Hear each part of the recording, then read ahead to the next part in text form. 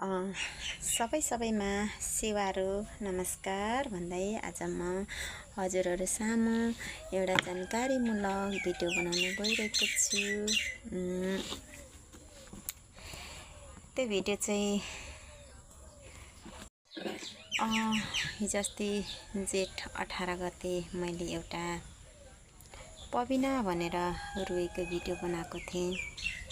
त्यो video post गरेको 1 घण्टामै के भएको थियो।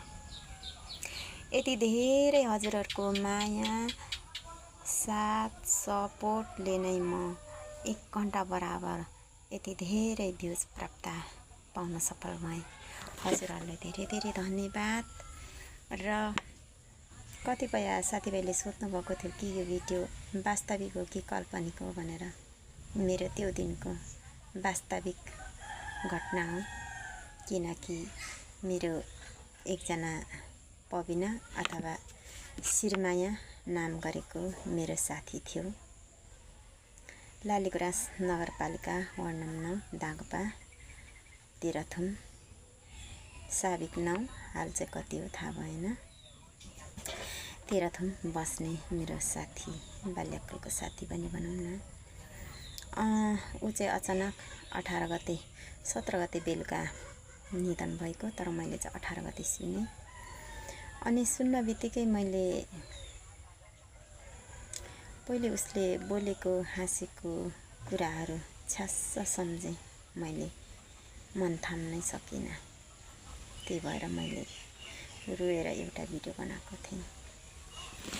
उसले हामी फोनमा बोल्दाखेरि भन्थ्यो कि तिमी पनि बिरामी म पनि बिरामी, दुईजनै रोगी छौँ। तिमी र म एकजनामा को अघि पछि मर्छ मला नि। मर्दाखेरि फेसबुकमा हाम्रो फोटो देखिन्छ होला, ए फलानी त मरेछ नि भनेर भन्नु बाहेक हामी केही गर्न सक्दिनौँ होला नि भनेर भन्थ्यो। त्यसरी भनेको 15-16 दिनमै उसले प्राण त्यागेछ। ती कुराहरू सम्झेर मैले आफ्नो मन थाम्नै सकिनँ। आज उसको लास अन्त्येष्टि गरेको पनि आज 3 दिन मात्रै हुँदैछ। 4 दिनसम्म हस्पिटलमै रह्यो, किनकि उसको श्रीमान बाहिर थियो। श्रीमान पर्खिनु पर्ने भएकोले गर्दा आजभन्दा 3 दिन